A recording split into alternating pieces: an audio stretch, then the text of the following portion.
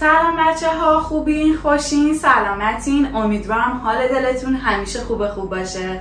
امروز اومدم با آموزش یه غذای گیلانی خیلی خوشمزه و راحت، بادمجون ورقه.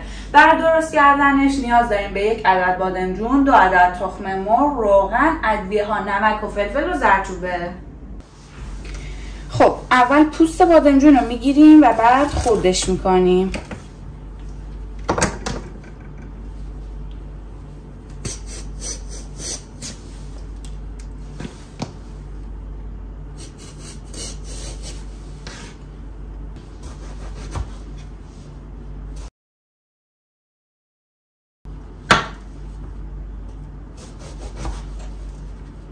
بادمجون رو که توی ظرف ریختیم بهش نمک اضافه میکنیم که تلخی بادمجون رو بگیره. میتونید توی آب نمک بذارید یا مثل من فقط نمک خالی بهش اضافه کنید.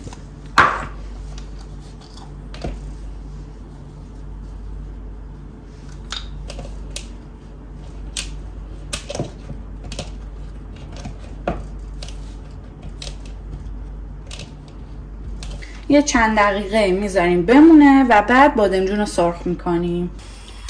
خب زیر مایتابه رو روشن میکنیم. داغ که شد روغن رو بهش اضافه میکنیم.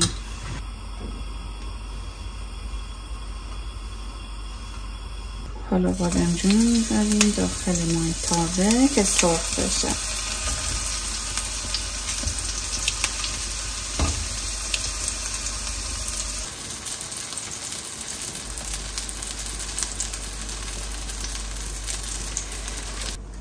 خب بچه ها، بادمجون خاصیت فراوانی داره برای تقویت سیستم ایمنی بدن، کنترل قند خون، برای پیشگیری از سرطان، پوست و مو و حتی کسایی که رژیم هستن به خاطر کلسیم و آهن فراوانی که داره تو مصرف روزانه قرار میدن. ولی همونطور که فواید زیادی داره حساسیت زا هم هستش. یعنی کسایی که حساسیت غذایی، حساسیت پوستیات و مشکل معده دارن تو مصرف بادمجون یکم باید دقت کنن. نباید زیاد تو مصرف روزانه‌شون قرار بدن. انقدر که من بادمجون سرخ شده دوست دارم، اگه به من باشه کنار هر وعده غذایی بادمجون سرخ میکنم، چون واقعا خوشمزه است. خب قبل اینکه تخم مرغ رو به بادمجون اضافه کنیم داخل یه ظرف میشکنیم و بهش نمک و فلفل و زردچوبه میزنیم، خوب مخلوطش میکنیم و بعد به بادمجون سرخ شده اضافه میکنیم.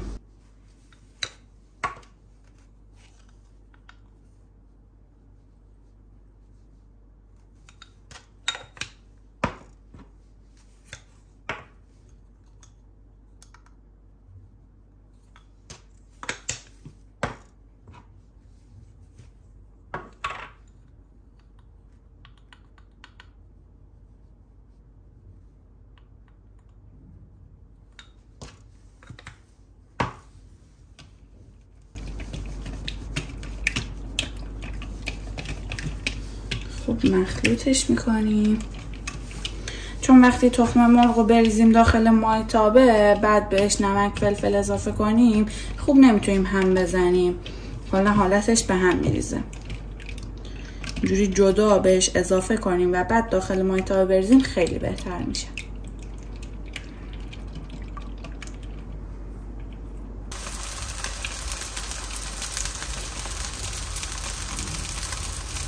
خب حالا بهش تخم مرغ رو اضافه میکنیم.